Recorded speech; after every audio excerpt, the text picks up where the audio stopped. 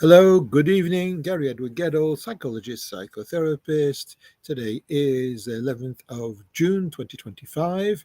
We're in our, I think, seventh week of the 10-week challenge, and we're going forward towards the end, slowly but surely.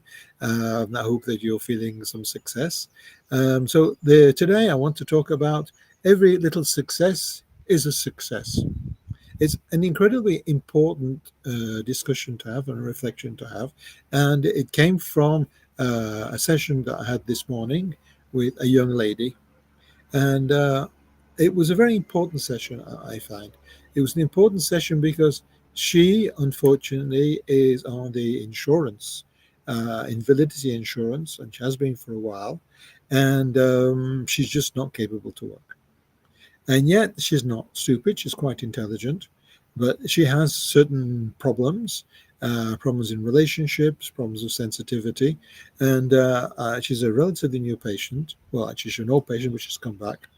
And she's come back because she seems to have made a huge step forward. Before, she seemed to be quite satisfied with her life, that she didn't do anything much, but she was quite happy not doing anything much. And she just sort of like stopped coming. She said, I feel fine. I want to stop, Mr. Gettle. Said, fine, come back if you want to. And she's come back. And so it's the second time that I've seen her since she's come back. And I felt that she's ready to do something with her life. And so I discussed that and said, look, I feel that you're ready to do something in your life that was going to help you feel better about who you are and where you fit in life, in the world. And she looked at me and said, yes, Mr. Gedda, I really would like that. I said, well, let's just think about your strengths and weaknesses before we before we go too far forward. So I said, well, look, knowing you from the last bit of therapy I did with her, I said, I don't think you could be an employee. I said for the first thing, the invalidity insurance, it's like guarantees the minimum for vital to live. So she doesn't need to go to work to earn enough money to survive. That comes from the state. I live in Switzerland. We live in Switzerland. The state is if the state agrees that you are invalid enough to be given money for that, it's enough to survive on. Not rich, but comfortable. It's just the social safety net that we have here in Switzerland. And so I said, well, for the first thing, excuse me, well, the first thing, I don't see you ever being an employee. I said that for a start, I think you're too much of a rebel, and I think you're too sensitive. You see things, you notice things, you become aware of things frustrate you, you like to improve things and change things, and that's not going to make you a good employee. Now, what's interesting, I'm just going to do a little bit of a side here, just for the pleasure, is that when I do the French bit before, so I'm repeating basically what I said during the French bit. And when I was doing the French bit, I suddenly started to smile when I was talking about how she would be an awful employee. Because as I was listing the things, Brahms and list, as I was listing the things, I suddenly realized that I was talking also about myself, because I would be an awful employee. I am awful as an employee.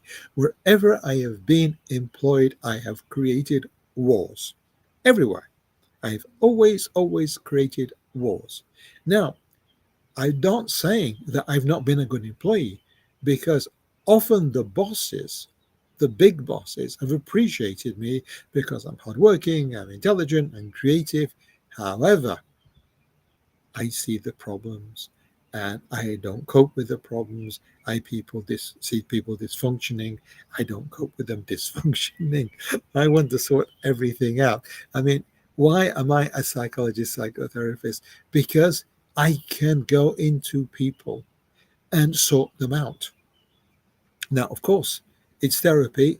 They need to heal themselves. They need to get themselves out the hole. But I can help them. I can look and see where the problems are, and I can be honest. I can tell them, like I told this patient this morning, I said, you can never be an employee. Even if you had a friend that took you in, even if you didn't mind losing your invalidity pension, said even if all that, you would never last because you're not made to be an employee. She's intelligent. She's intelligent. She can invest in things. She's had other projects that she's done for herself, which have been more or less useful. Playing games on the internet, things like that, which has been quite successful at. I mean, we don't necessarily always validate that, although there's a huge population of younger people. I'm not part of the younger generation anymore. So I'm just past that a little bit. I don't know why. Something to do with age. And I said, well, however, there are things you can do because she's creative, she's intelligent, she's hardworking, and she's got these weird ideas. But these weird ideas, they could do something, they could create something. And I said, why don't we invest in what you can do? Why don't we have a look and see what you can create yourself? And she said, well, Mr. Gettle is like, who I might find one or two clients or one or two people I can help or do things for, but it's going to stay there. And I said, but that's enough. What more do you want? You don't need money. The state gives you money. What you need is to do something that gives you self-respect, that helps your self-image, that makes you feel better about yourself. And this is what this evening's discussion is about, is that I don't care what you do in life. What I care about is that you do something in life. And it might be your profession, it might be something on the side of your profession. That's how you organize your life. But you're doing things that make you feel good about yourself. And the importance, the size, the value of what you're doing doesn't matter. Because the only person it has to satisfy is you. Now, I'm not saying be totally selfish, be egotistical, and don't care about other people, don't do anything to help or support other people. That's not at all what I'm talking about. What I'm talking about is that for yourself to take a step back and to reflect and say, what is it that I'm doing in my life that makes me feel good about myself? Now, there are a lot of people that do charity work. And I remember there was one of my, I wouldn't call her a girlfriend, but she was almost a girlfriend. I would have liked her to be a girlfriend. And she was involved with collecting money for charity. She was involved with, I'm not sure, it's not my other friend, Kevin. Kevin is in with the Rotary Club and things like that. I don't remember what she was involved with, but she used to go round to pubs. And she was this very, very nice, sort of young, very attractive, quite middle-class young woman. And she would go into pubs and she would have a collection box. I can't remember a lot. It's like 45 years ago, so it's a bit of a time ago. So I don't remember any of the details, and I wasn't that interested anyway. More interested in her than this charity thing she was doing. But she did this charity thing, and it made her feel good about herself. Now, I don't know how much she collected. I don't know how successful it was. I don't know how many lives she changed, but it didn't matter. She was doing something that she considered to be of value, and it was enough for her to have a positive feedback from herself to herself. As I say, my friend Kevin, he's in Rotary, and I think he also answers the phone for the Samaritans. I think it's the Samaritans. And again, these are not things that earn him any money. And for the Samaritans, I don't know if anybody knows what he's doing other than the person on the phone and the other Samaritans that he's involved in. Generally, the people don't know what it is, but he feels good about it. And that's what counts. We do things that make us feel good about ourselves. Now, there can be things like raising money for charity, being at the Rotary Club, being part of the Samaritans. That can make us feel good about ourselves, and that's helping others, and that's great. But maybe that's not the thing that we need to improve our self-image, to make ourselves feel satisfied with what we're doing. Maybe we have in ourselves an artist or a writer or something that I talked about in the other in the French side is the fact is that I have a neighbor that is so into gardening, and since I've known him, which is now I've been in this house 20 years, he's always been invested in gardening. And about 5 years ago he retired from his job, and that's basically what he does in life. He doesn't have a huge garden. I think he's got a vegetable plot somewhere. I think so. I get the impression. But he's constantly, almost every time I see him, he's doing something to do with his gardening. And he doesn't have a huge garden. We live not far from the center of town, so we have a bit of green space around us. But the garden he's got, I think, is minuscule. But he's so invested and he's so satisfied. And I think of my father-in-law who passed away this year. There was they bought a house, and he had a very small area that he had for flowers, basically. And I'm not sure if he grew some fruit, but basically for flowers. And he invested and invested and invested. And the garden was magnificent. And yes, he was proud to show it off, but it was for himself. It was his baby. It was what he was doing. It's what he invested his time and his energy and his creativity and his hard work. Excuse me, I've got bits of stuff in my mouth. And his hard work. He had a very, very strong work ethic. And it just made the most incredible garden. And there are so many of us that have these hobbies, these, I don't know, people that make towns out of matchsticks or boats out of matchsticks or other things like that, that they do things that are actually incredible. And they do them because it expresses part of who they are. And it doesn't have to be something that you could go and show off to 1,000 people and say, look at me, I've done this, I've done that. Now, there are people on the internet that spend a lot of time selling themselves on the internet, like me. And that's fine as well. But are they selling themselves because they need other people to tell them how good they are, or because they actually have something that they want to share? And the people that have the most success on the internet, on YouTube, etc., are the people that have something to say, something to share, something that they want to give to others. And in the giving to others, they see themselves in a positive light. And it doesn't matter if you've got 10,000 followers or 10 followers, if you're doing something that makes you feel good about yourself. And so I come back to this idea that small successes can be much more important than big successes if those big successes do not bring you what you're looking for. And for instance, the example that I often give is that in my youth, when I was open to make some big mistakes, I started, completed actually, studies in management sciences, 4-year course in Aston University, which is now Aston Business School, quite respected.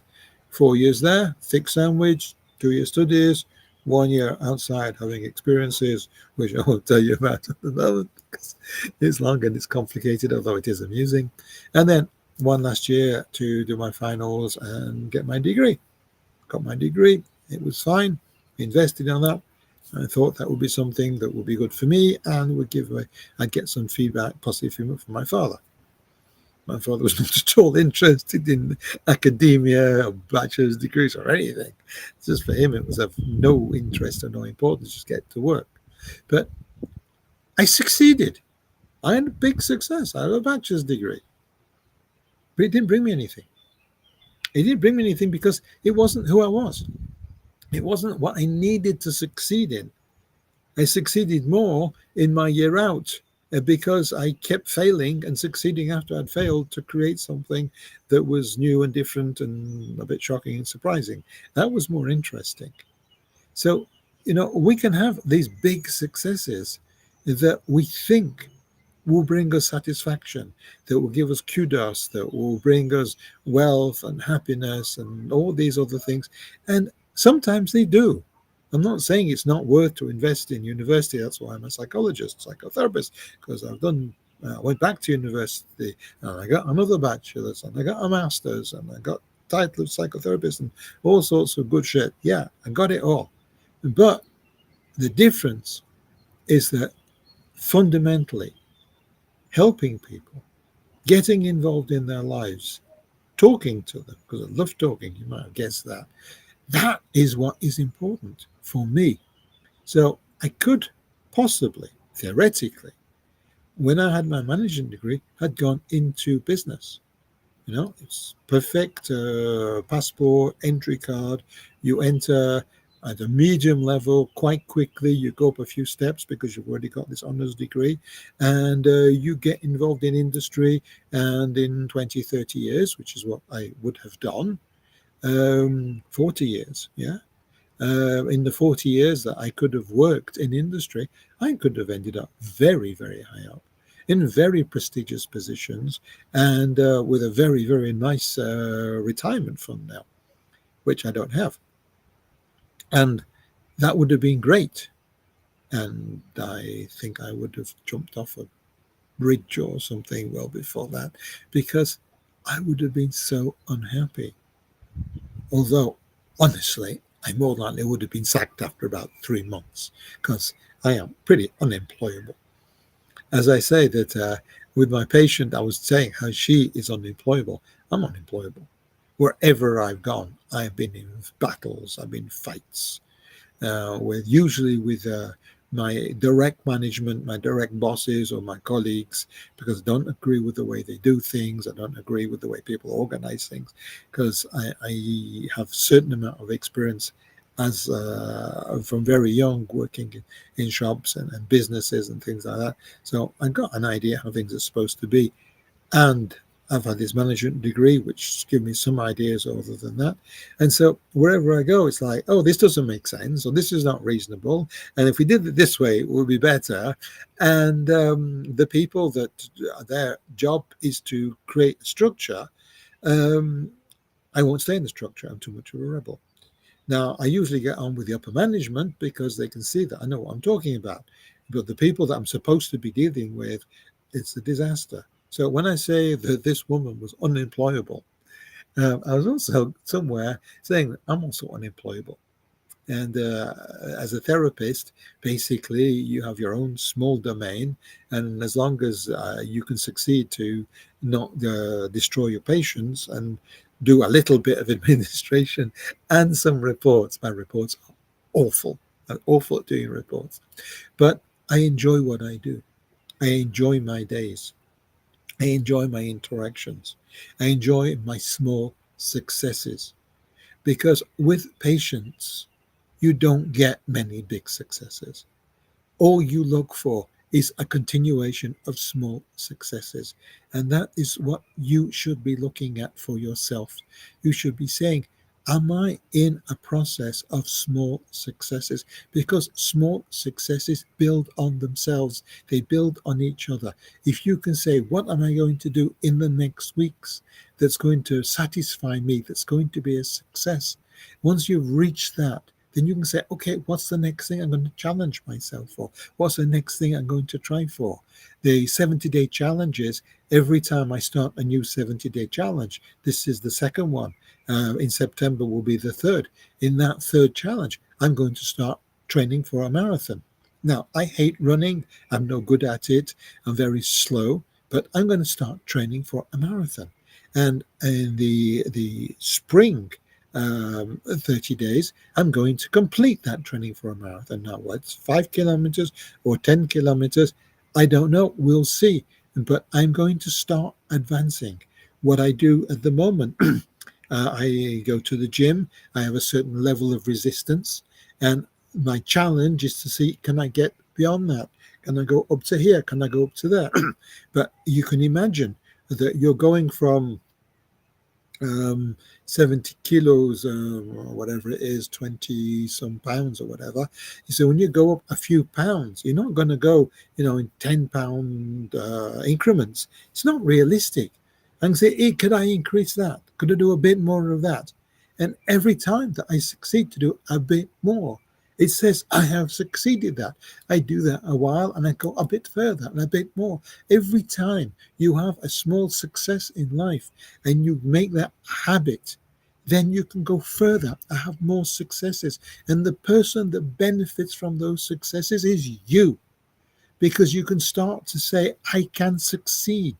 You don't need to change the world. You don't need to go from having a simple job to being a multimillionaire to be somebody of value. Not at all. All you need to do is say that, can I do this? Is it worth the risk?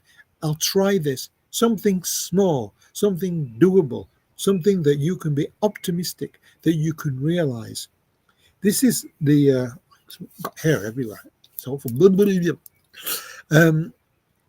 what is important is what I call the secrets of my successes. What are the secrets of success is that you dream something. You dream whatever you like, whatever's magnificent, but then you face it with reality. You say, is it realistic? If things go well, can I be realistically optimist that they can happen? So you need to confront that with reality and say, is that feasible? And what I'm saying is that better to have something a bit too small, a bit minuscule, a bit, well, it should be no big deal. And I don't think it's worth to try, because at the end of the day, it's no big deal. Start off there. Start off small. Start off with something that you can cope with, that you've got a high possibility, even an expectation you're going to succeed. That's a good starting point. And then look for the resources. Look for what you need to make it happen. And look for the strategy of making it happen. And once you have a realistic dream, once you have the support, once you have a good strategy and you start to make effort, you will succeed. And once you've succeeded with one thing, you say, hey, I can succeed. Miracle. I've succeeded in something. I have so many of my patients that fail in everything. And they feel their life is useless and pointless and never going anywhere. And I say, well, try that. They say, well, what's the point of that? It's nothing. I say, try it. And they say, okay, well, I've done it. What now? I say, well, that's a success, isn't it? They say, well, yeah, but it's nothing, but it's a success. I say, why don't we try the next step? They say, well, that's not much more anyway. I say, yes, but try it. And so they do, and they succeed. And then step by step, small steps, mini steps, they go further and further. And I say, look back. Look at how far you've gone. Look at all these very small successes, and they've built into something much more interesting. And he still say, oh, I've done that. It's like, oh, surprise. Me, I can do that. It's a surprise for them. But they couldn't go from there to there. They couldn't, sorry, do it. You can't say it. Mirrors, the camera's not there. So you can't go from there to there. It's too big a leap. But they can go to there, and then go to there, and then go to there, and go to there, and go to there, and there, and there. And those small successes, they become that. And that is interesting. And that's what you can do. You can aim for realistic baby steps to go forward in something that makes you feel good about yourself. I'm not saying being selfish. I'm not saying being egotistical. I'm not saying don't bother about anybody else in the rest of the world. Of course not. But what I'm saying is carve out a space for you. Carve out a space. If you have a busy life because you're working and then you've got things to do in the weekends for the family, or if you're a house person and you've got all these things to do, looking after the house and the kids and whatever other things you've got to do, then okay, but still stop and think, what can I do for myself? What can I do that's going to make me feel good about myself? How can I find a certain amount of time for me to invest in me, for me to feel good about me? Me, me, me, me, me. Because sometimes you need me time.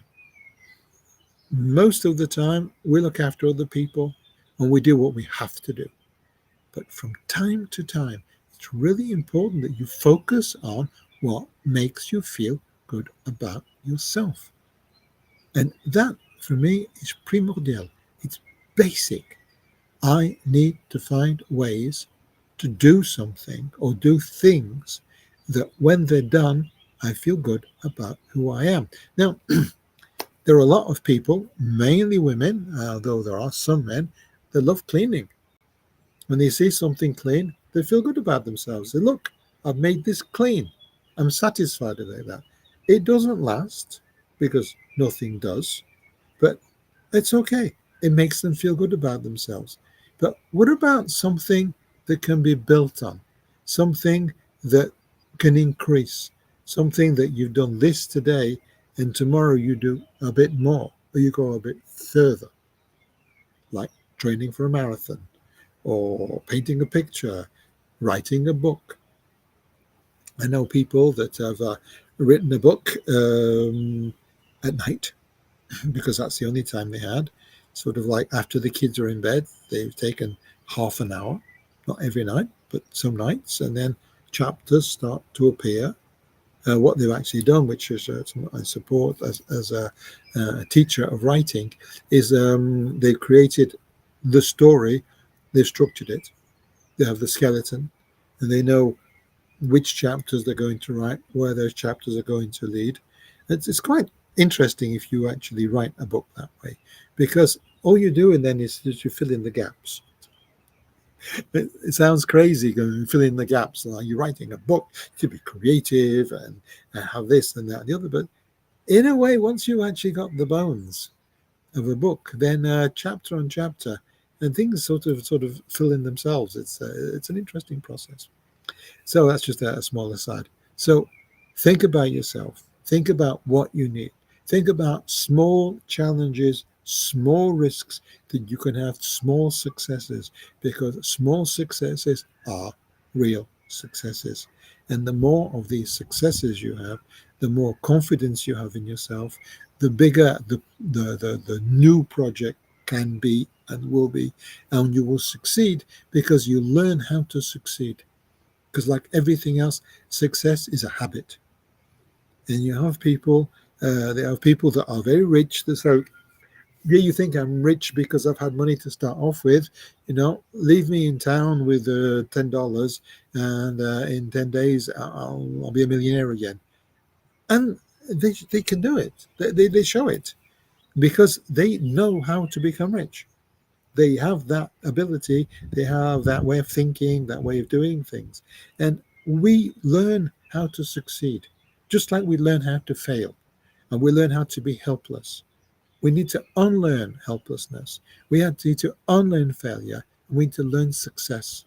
And the way to learn success can be to learn small successes and be satisfied with small successes as a process to get successes that are more and more important. Anyway, I think I've sort of like hammered that nail quite a lot this evening. So thank you for your time. Thank you for your attention. And today is Wednesday, so I'm also here tomorrow night. Thursday, Friday is my night off. And then Saturday afternoon, I'm here again. So with something interesting. And then the Sunday is the guided meditation on some whatever I think I want to guide you meditation about. So please like, subscribe, share, leave a comment. I'm here for you, and I'll see you possibly tomorrow. Thank you for your time. Thank you for your attention. This is Gary Eduardo, the psychologist or the therapist or whatever. Good night.